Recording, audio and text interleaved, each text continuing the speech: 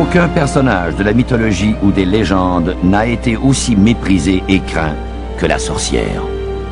Il n'y avait pas de pire accusation que d'être traité de sorcière, car cela signifiait que vous mangiez des enfants, vous dansiez toutes nues et participiez à des orgies. Vous étiez le mépris de la société.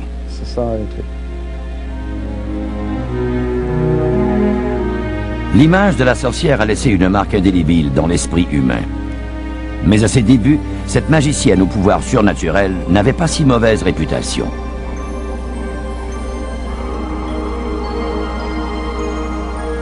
Certains croient même qu'elle est la descendante des déesses de l'Antiquité qui étaient puissantes mais inoffensives. Les sorcières existent depuis aussi longtemps que l'humanité se bat contre la maladie et les désastres. On croit qu'elles existaient déjà au temps des déesses, dont elles étaient probablement les servantes.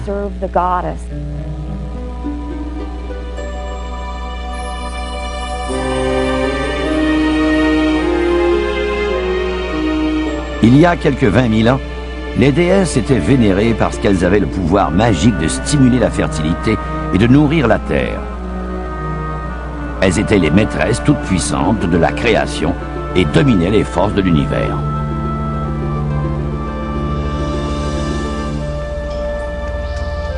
Pendant des milliers d'années, la déesse de la création était perçue comme une force divine suprême. On lui a donné plusieurs noms. Dans la Mésopotamie antique, on l'appelait Inanna, la reine des cieux. En Égypte, civilisation prédominante de l'Antiquité, elle s'appelait Isis. Au pays de Canaan, son nom était Astarte. Toutes dominaient les forces sacrées de la vie et de la mort. Ceux qui les adoraient dépendaient de la fertilité du sol pour survivre.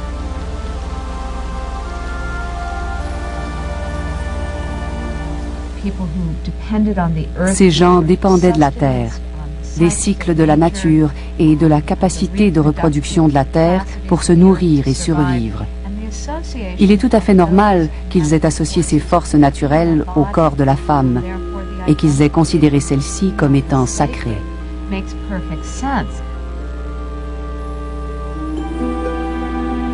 Dans les peuples du Moyen-Orient qui vénèrent les déesses, ce sont des femmes qui pratiquent les rituels religieux.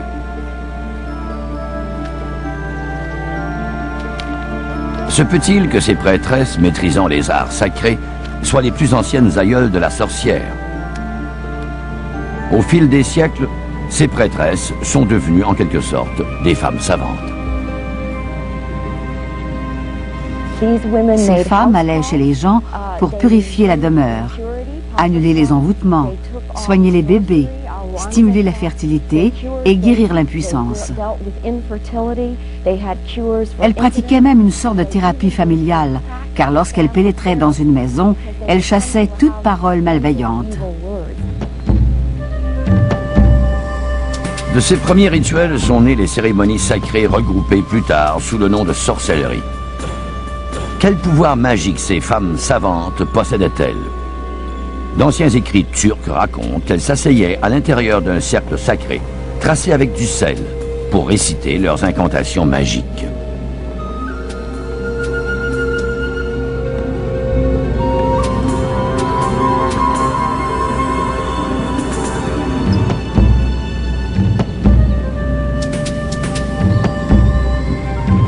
Même si elles utilisaient des objets rituels simples, on les croyait investis d'extraordinaires pouvoirs de guérison et de protection.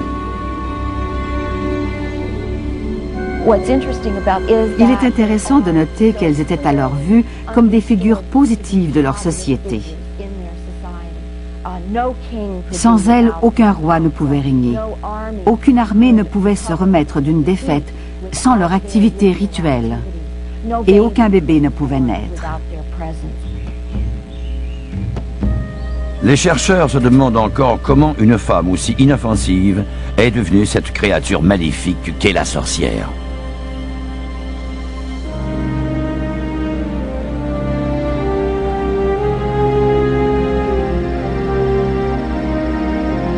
Certains croient qu'il faut remonter à des événements survenus 3 millénaires avant Jésus-Christ pour trouver une réponse. En cette époque turbulente, des tribus de nomades indo-européennes ont quitté l'Orient pour envahir l'Occident. Ces peuples belliqueux vénéraient des dieux de guerre agressifs et tous masculins.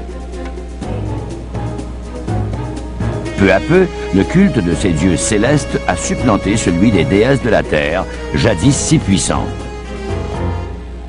Lorsqu'on étudie l'histoire des religions, on constate que les déesses ont toujours joué au départ un rôle très important, mais qu'elles perdaient graduellement leur influence. Sur les listes que les scribes ont recopiées siècle après siècle, leurs noms se retrouvent de plus en plus au bas de la hiérarchie. Selon certains universitaires, lorsque les Hébreux, qui sont monothéistes, se sont installés au pays de Canaan vers l'an 1300 avant l'ère chrétienne, ils ont intégré le concept de la suprématie masculine dans leur propre histoire de la création. D'autres croient que dans la Bible, Ève est une version mortelle d'une ancienne déesse, Astarte. Dans le paradis terrestre, c'est cette divinité qui est responsable du déclin de toute l'humanité. À cause d'elle, l'arbre sacré et le serpent, deux symboles anodins dans l'ancien culte des déesses, deviennent à la fois dangereux et défendus. Obéissant aux lois de la Bible, les Hébreux condamnent la sorcellerie qu'ils considèrent comme une pratique païenne et la bannissent de la terre de Canaan. Qu'on ne trouve chez toi personne qui exerce le métier de devin, d'astrologue ou d'enchanteur. Personne qui interroge les morts. Le Deutéronome, chapitre 18, verset 10. Curieusement, malgré cet interdit, l'une des plus mystérieuses histoires de la Bible relate la rencontre magique entre un roi et une sorcière. Cette histoire se déroule à l'époque où le roi Saül livre une féroce bataille aux Philistins, les redoutables ennemis des Israélites. La veille de la bataille fatidique de Gilboé, Saül est troublé et consulte une sorcière bannie du royaume. Il lui demande d'évoquer un esprit de l'au-delà qui pourra le conseiller. Cette histoire est fascinante. Saül avait déjà banni toutes les sorcières du pays. Mais à un moment critique de sa vie, il a frappé à la porte d'une astrologue locale pour savoir à quoi s'en tenir quant à la bataille du lendemain. Et Saül dit à ses serviteurs, « Cherchez-moi une femme qui évoque les morts et j'irai la consulter. » Ses serviteurs lui dirent, « Voici à Endor, il y a une femme qui évoque les morts. » Premier livre de Samuel, chapitre 28, verset 7.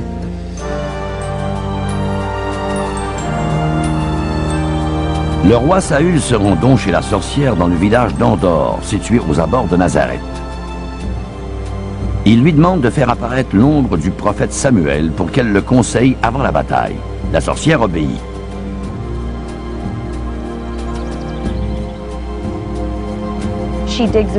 Elle creuse alors un trou, fait un sacrifice et réussit à faire apparaître le fantôme du défunt prophète Samuel. Malheureusement, Samuel n'a qu'un mauvais présage pour le roi. Il lui apprend qu'il mourra au combat. Le lendemain, cette terrible prophétie se réalise.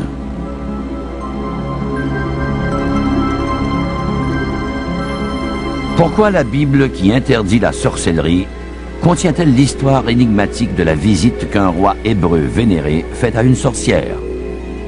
Il s'agit là d'un mystère qui est resté sans réponse.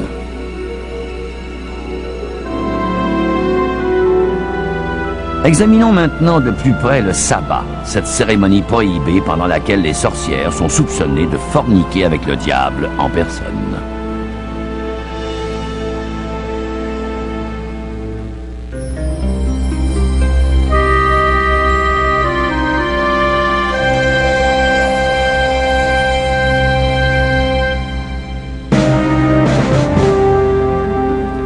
Au XIVe siècle, l'Europe est envahie par une maladie mystérieuse, la peste noire. Ce terrible fléau se répand partout et décime des villages entiers. 1 Européen sur 3 en meurt. La peste noire provoque une véritable hystérie. En effet, on craint qu'une force maléfique, gigantesque et inéluctable ne se soit emparée de la terre et que ce malheur ne soit l'œuvre de Satan.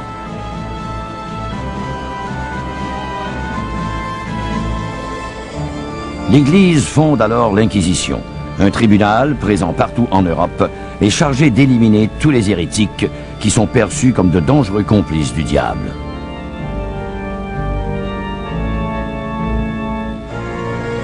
Vers la fin du XIVe siècle, l'une de ces hérésies est particulièrement crainte. La sorcellerie était considérée comme la forme la plus odieuse d'hérésie, car on croyait que les sorcières vendaient leur âme au diable, ce qui faisait d'elle une menace non seulement pour l'individu et l'Église, mais également pour l'ensemble de la société. Nourrie par cette panique croissante, l'imagination populaire déforme l'image de la sorcière au point de la transformer en une terrifiante réalité. En cette époque trouble, plusieurs croient que les sorcières ont le pouvoir de voler. Au XVIe siècle déjà, les érudits trouvent une explication médicale à ce phénomène.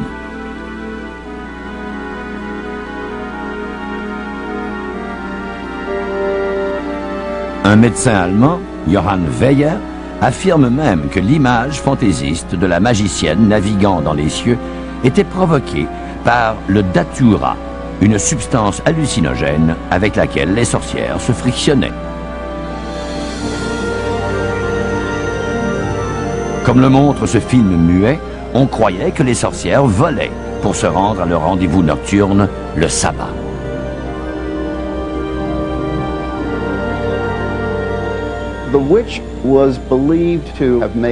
On disait que la sorcière avait conclu un pacte avec le diable et qu'elle lui vouait un culte avec ses consoeurs lors de grandes assemblées nocturnes, appelées les sabbats.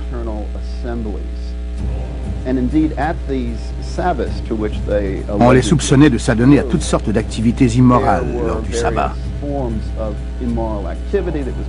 On croyait par exemple qu'elles participaient à des orgies, qu'elles formaient une société secrète obéissant à une morale contraire à celle du peuple ordinaire. Le sabbat est supposément une célébration frénétique où tous les participants dansent nus et dévorent gloutonnement la chair d'enfants humains. Elle atteint son apogée à l'arrivée du prince des ténèbres, Satan, qui se livre alors à une orgie déchaînée avec toutes les sorcières présentes.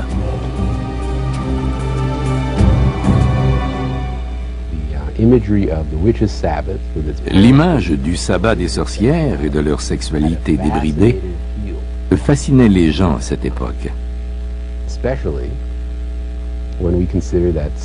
Le célibat et l'inhibition des impulsions sexuelles étaient considérés comme des attributs du comportement approprié d'un bon chrétien. En 1486, un livre vient aider les chasseurs de sorcières à identifier et juger leur proie. En 1486, un livre vient aider les chasseurs de sorcières à identifier et juger leur proie. Il s'intitule Malleus Maleficarum, ce qui signifie le marteau des sorcières. Les deux moines dominicains allemands qui en sont les auteurs, Jacob Sprenger et Henri Institutor Kremer, y reprennent la croyance très répandue à l'époque voulant que les femmes soient des êtres sexuellement vulnérables et des proies faciles pour le diable. Qu'est-ce qu'une femme, sinon le contraire d'une amie? Elle est méchante, lubrique, vaniteuse et lascive. La sorcellerie est issue du désir charnel qui chez la femme est insatiable. Malleus Maleficarum. Bien qu'il y ait eu d'autres manuels de chasse aux sorcières avant la publication du Malleus Maleficarum, Jacob Sprenger et Heinrich Kremer ont été les premiers à associer le désir charnel et le corps des femmes à la démonologie et à la sorcellerie. Cet ouvrage est incroyablement détaillé. On y apprend comment reconnaître une sorcière et comment lui parler. Par exemple, il ne faut jamais demander « Êtes-vous une sorcière ?», mais plutôt « Quand êtes-vous devenue une sorcière ?» Pendant 2 siècles, les épouvantables affirmations de cet ouvrage servent de précepte aux chasseurs de sorcières les plus zélés. Ironiquement, cette œuvre de persécution empreinte d'intolérance est à cette époque presque aussi populaire que la Bible. Les victimes de la persécution inspirée par le Malleus Maleficarum sont souvent les personnes les plus utiles à leur communauté.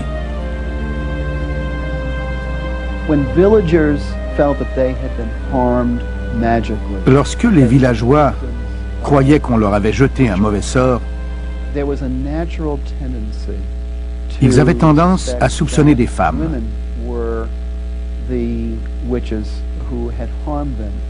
Probablement parce que les femmes s'acquittaient de tâches étroitement liées à la magie.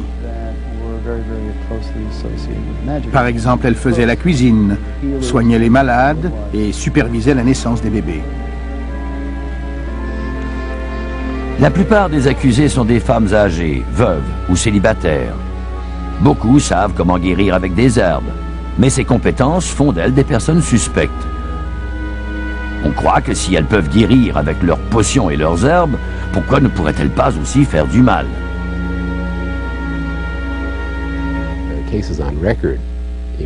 Dans l'un des textes que nous avons trouvés, on raconte l'histoire d'une sage-femme qui pratiquait avec beaucoup de succès depuis 30 ans et qui fut soudainement accusée d'avoir commis des actes de sorcellerie, tué des bébés pour le compte de Satan. Certaines familles pour qui elle travaillait depuis toute une génération se sont retournées contre elle et ont appuyé ces accusations. Pourquoi les amis et les proches de ces femmes innocentes les accusent-ils si rapidement? Cette question trouble encore aujourd'hui les historiens. Mais le calvaire de ces femmes ne fait que commencer. Nourries par une peur et une haine intenses, les flammes de l'Inquisition deviendront inextinguibles. Des milliers de personnes se retrouveront piégées dans ce tourbillon de terreur et de trahison. Les femmes arrêtées doivent s'attendre au pire. Car l'hystérie collective atteindra son apogée lors de la terrible période que fut le temps des bûchers.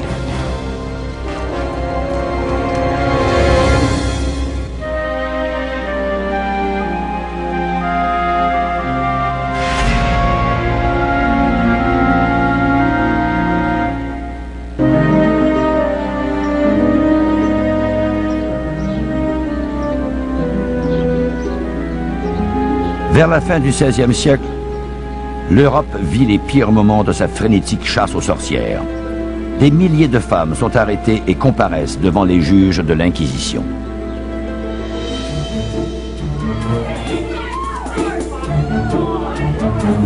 Les accusés sont d'abord déshabillés et fouillés brutalement par les inquisiteurs. Puis on leur enfonce de longues aiguilles partout sur le corps pour y trouver la marque du diable. Pour l'inquisiteur, la moindre verrue ou la plus petite tache de naissance suffit à condamner une femme à mort.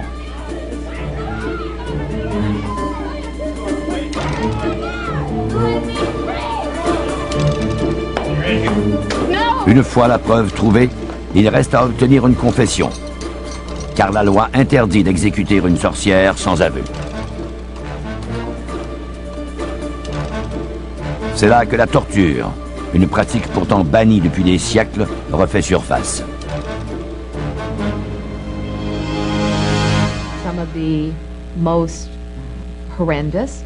C'est durant l'Inquisition qu'on a mis au point les méthodes de torture les plus horribles et les plus efficaces. Certaines de ces pratiques étaient si éprouvantes qu'aucun être humain n'aurait pu y survivre. L'expression au 3e degré vient de cette sombre époque médiévale. Il y avait 3 degrés de torture. Et le troisième degré était celui qui tuait la personne torturée.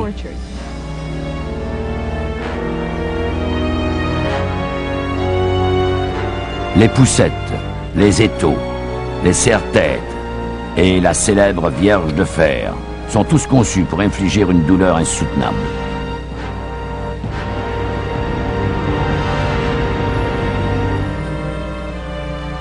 Même sous la torture, la sorcière est encore considérée comme un être très dangereux.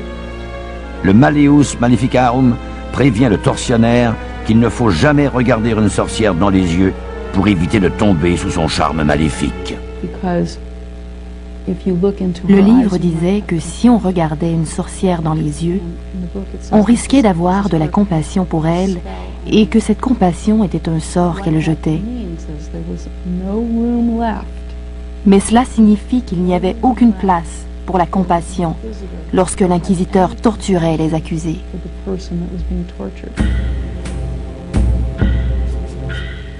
La plupart des accusés torturés confessent les crimes les plus atroces.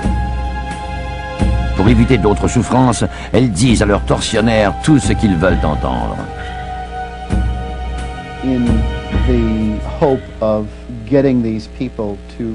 Dans l'espoir de leur faire avouer les pires fantaisies imaginées par des juges et des inquisiteurs excités par leur lecture,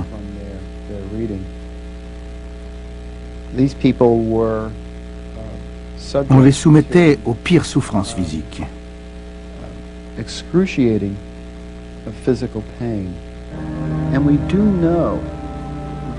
Nous savons maintenant que si une douleur est assez vive, la personne torturée avouera n'importe quel crime.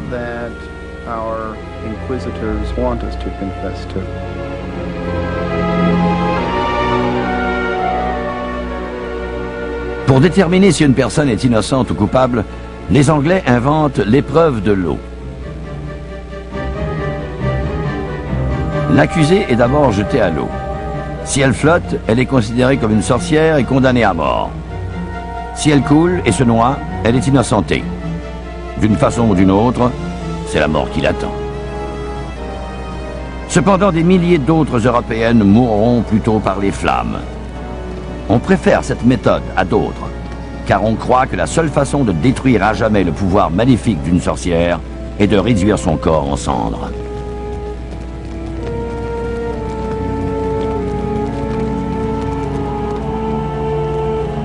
Le jour fatidique, les condamnés sont entassés sur des chariots, paradés dans les étroites rues de pierre du village, jusqu'à la place publique et finalement ligotés sur des poteaux.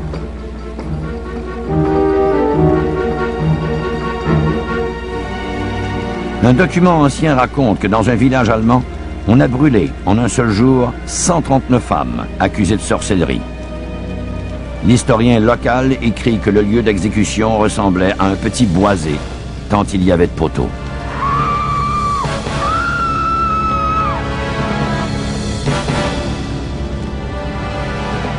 Pendant les 2 siècles qu'a duré le temps des bûchers, les chasses aux sorcières apparaissent sporadiquement à travers toute l'Europe. Les pires persécutions se déroulent dans les villages ruraux de France et d'Allemagne. Soumis à de rudes interrogatoires et à la torture, les suspects sont forcés de dénoncer leurs voisins.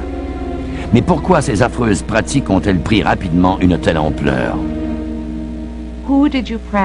On leur demandait avec qui elles pratiquaient la sorcellerie et qui participait à leur rituel. Si vous torturez suffisamment une personne, elle vous donnera tout ce que vous voulez. S'il lui faut dénoncer quelqu'un, elle le fera. Le cercle s'agrandit donc peu à peu.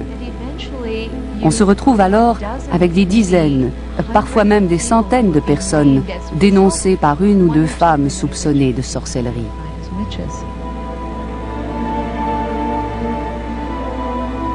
Au XVIe siècle, nulle part ailleurs n'a-t-on été aussi loin dans cette logique infernale que dans la ville allemande de Würzburg.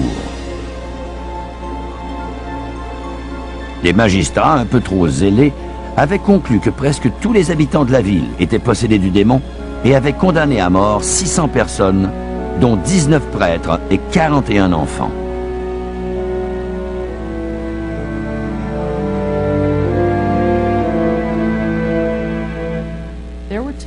Dans certaines villes, en Allemagne surtout, il ne restait aucune femme après le passage des inquisiteurs. On les avait toutes exécutées.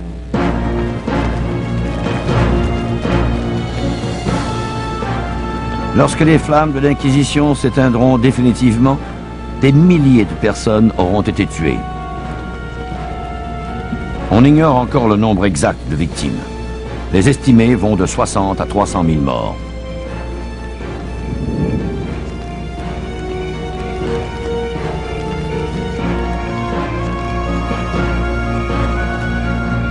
Même si la frénésie du temps des bûchers s'estompe en Europe vers la fin du XVIIe siècle, la chasse aux sorcières n'est pas pour autant terminée et se répand jusque dans le Nouveau Monde. L'histoire des sorcières de Salem, ces femmes accusées par les jeunes filles d'un ministre puritain, en est le plus bel exemple.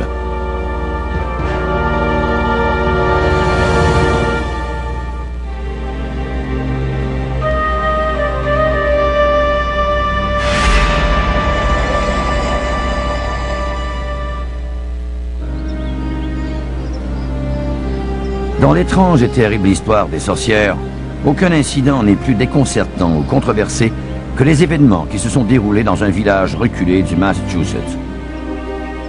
Ce phénomène interpelle encore aujourd'hui historiens et chercheurs. Lors du procès de sorcellerie de Salem qui a duré quelques mois en 1692, près de 200 personnes ont été reconnues coupables de sorcellerie. 14 femmes et 5 hommes ont été pendus à Gallows Hill. Comment cette chasse aux sorcières a-t-elle débuté? Et pourquoi à Salem? Dans l'étrange et terrible histoire des sorcières, aucun incident n'est plus déconcertant ou controversé que les événements qui se sont déroulés dans un village reculé du Massachusetts. Ce phénomène interpelle encore aujourd'hui historiens et chercheurs.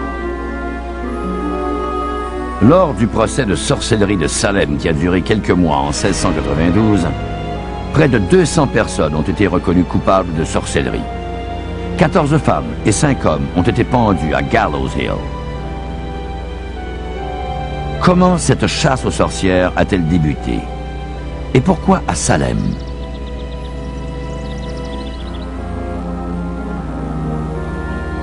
Bien que son nom soit inspiré de la ville sainte de Jérusalem, Salem ressemble bien peu au célèbre pays de lait et de miel. Pendant 20 ans, cette ville est le théâtre de guerres indiennes, suivies d'innombrables déchirements internes. Disputes territoriales et profondes divisions religieuses frappent durement cette jeune communauté.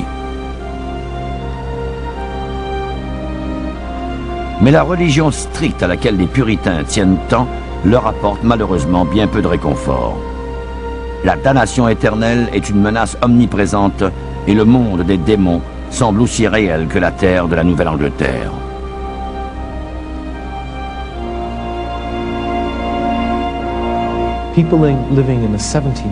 Au XVIIe siècle, les gens avaient tendance à croire que tout avait une explication surnaturelle. Chaque fois qu'on se blessait le pied, qu'une vache tombait malade ou que la nourriture pourrissait prématurément, on cherchait une cause surnaturelle au problème.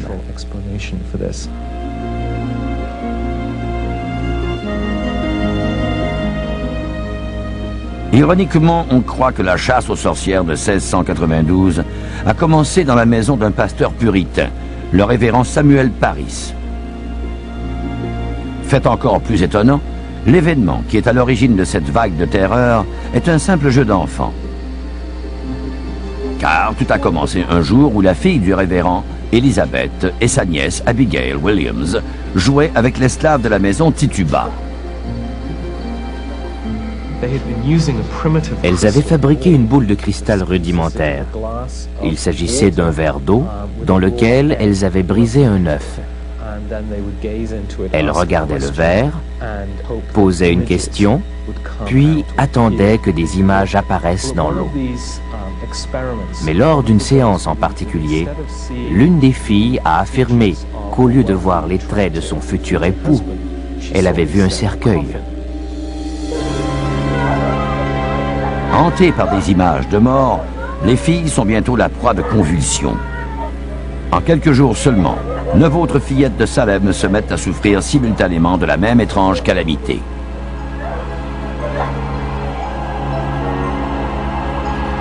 Questionnées par le révérend Paris, les fillettes déclarent que 3 sorcières ont causé leur mal. Il s'agit de Tituba, l'esclave de la maison, de Sarah Good, une pauvre mendiante, et de Sarah Osborne, une veuve soupçonnée d'entretenir des rapports illicites avec l'un de ses serviteurs. Les 3 femmes étant marginales dans leur milieu, elles sont donc des cibles faciles. Mais pourquoi ces fillettes font-elles de si étonnantes accusations? Et de quoi, au juste, souffrent-elles?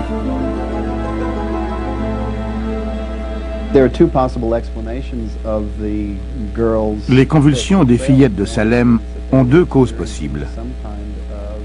Il se peut qu'elles aient souffert de quelques troubles psychologiques qui les a rendues hystériques, mais il se peut aussi qu'elles aient délibérément inventé cette histoire et trompé tout le monde. Les fillettes ont peut-être inventé cette histoire d'ensorcellement par pur esprit de révolte. Elles avaient peu de liberté et leur statut dans les familles puritaines et patriarcales de cette époque était marginal. Peut-être ne cherchaient-elles qu'à attirer l'attention. Même si cela nous semble incroyable aujourd'hui, les accusations portées par les fillettes de Salem sont prises au sérieux par les autorités locales qui instaurent un tribunal et ordonnent une enquête. Pourquoi les magistrats locaux intentent-ils ces poursuites hors du commun? Certains pensent que ces procès ne servaient qu'à dissimuler de secrètes intentions politiques. Plusieurs pensent que les proches des fillettes ont utilisé ces accusations pour attaquer leurs ennemis. Il est en effet frappant de constater que la plupart des accusateurs faisaient partie d'un groupe et que la plupart des accusés étaient membres d'un groupe ennemi. L'hystérie de Salem gagne bientôt 24 villages avoisinants. En septembre 1692, quelques 200 personnes accusées de sorcellerie sont sous les verrous. 27 d'entre elles sont reconnues coupables et 19 sont pendues. La religion chrétienne interdisant l'inhumation des hérétiques, on laisse leur corps pourrir à Gallows Hill, lieu de leur pendaison. Comment ce tumulte a-t-il finalement cessé? Certains historiens affirment qu'il s'est terminé abruptement lorsque les chasseurs de sorcières ont fait une accusation de trop en s'attaquant à l'épouse du gouverneur du Massachusetts. Les hauts dirigeants de la Nouvelle-Angleterre se sont sentis menacés et ont exercé des pressions pour que les procès arrêtent. On se demande aussi comment ont pris fin les horreurs du temps des bûchers et de la chasse aux sorcières dans le Nouveau Monde. C'est là un mystère encore irrésolu. Certains croient que l'apparition de la science a peut-être été un facteur décisif. On a cessé de persécuter les sorcières pour bien des raisons. Mais je crois que c'est surtout la société qui a cessé d'avoir peur des événements surnaturels et inexpliqués.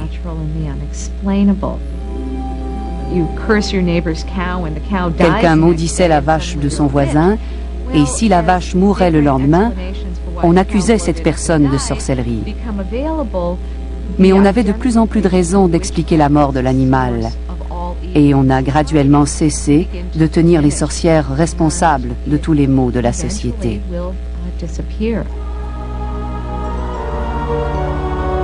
Étrangement pourtant, malgré les progrès de la science, le culte de la sorcellerie vit toujours. On assiste même à notre époque à un mouvement de renaissance de ces arts magiques anciens.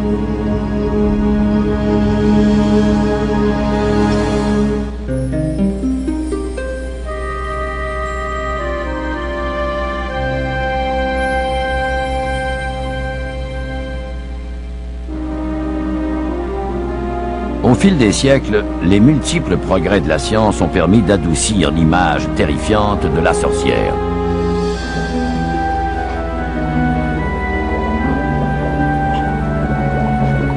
Au début du XXe siècle, elle n'est déjà plus qu'un personnage scabreux d'Halloween, faisant partie de notre culture populaire. Mais de nos jours, on note une renaissance marquée des anciennes pratiques de la sorcellerie.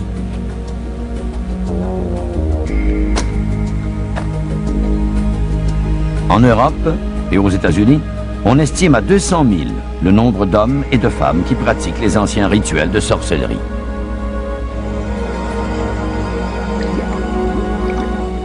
Après tant de siècles de persécution, pourquoi donc choisissent-ils cette voie?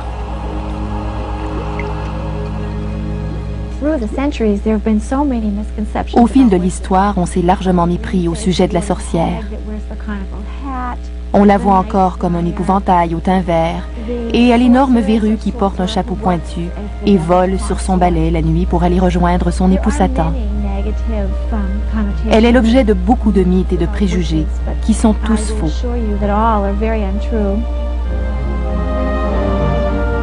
D'où provient ce nouvel engouement pour la sorcellerie? Les universitaires disent que cette renaissance a débuté avec la publication en 1921 de l'ouvrage étonnant d'une jeune archéologue britannique, Margaret Murray. Dans son livre controversé sur le culte des sorcières, Murray élabore une étonnante théorie. Elle soutient qu'en Europe, la sorcellerie n'a pas toujours été un culte secret et qu'elle était, en fait, une religion prédominante.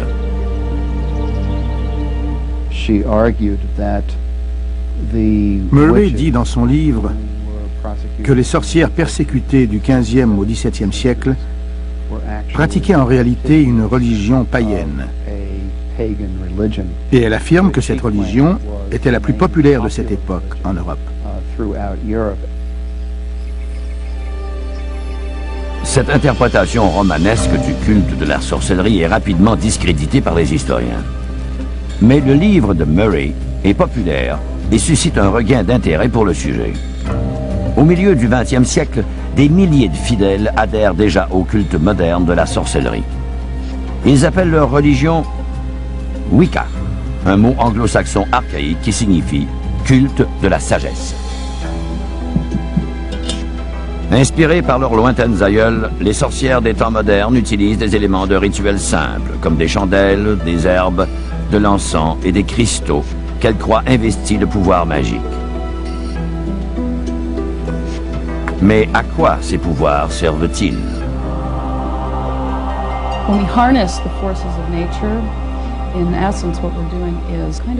En exploitant les forces de la nature, nous empruntons un chemin très direct pour formuler nos prières.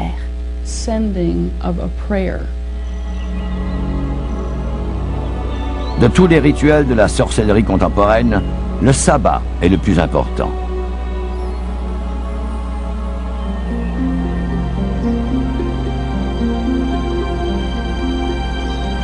La version moderne de cette célébration n'a rien à voir avec la messe noire du temps des bûchers. Aucun pacte n'est conclu avec le diable. Le sabbat nouveau genre puise plutôt ses racines dans les anciens rituels païens qui marquaient le changement des saisons.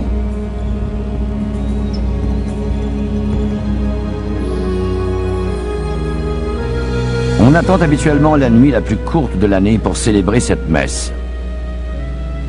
Par exemple, sur les collines surplombant Los Angeles, des sorcières se rassemblent pour accueillir la saison nouvelle.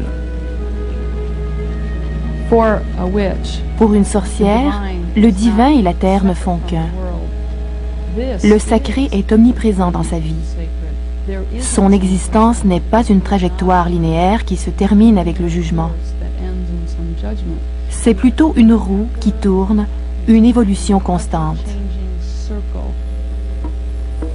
Comment ces sorcières modernes utilisent-elles leur pouvoir magique?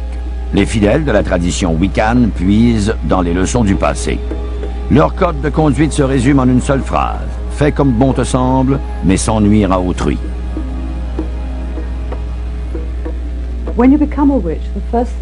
Lorsqu'on devient une sorcière, on apprend d'abord ce qu'est le pouvoir de l'univers qui nous entoure et que nous utilisons tous les jours. Chaque membre de la race humaine utilise ce pouvoir, mais il peut être dangereux et il faut s'en servir avec discernement. Il faut rester positif.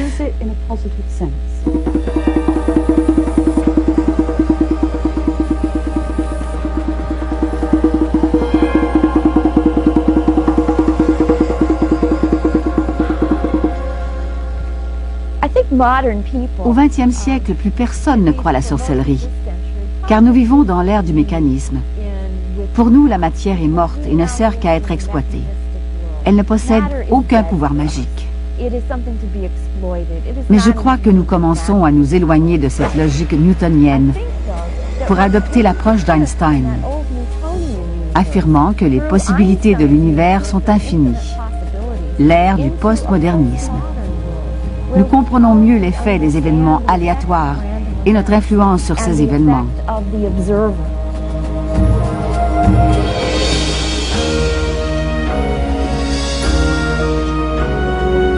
Après des siècles d'incompréhension, la sorcière peut enfin montrer au grand jour son héritage, qui, pour des générations entières, n'était composé que de maléfices. On la considère aujourd'hui comme l'un de nos ancêtres les plus sages.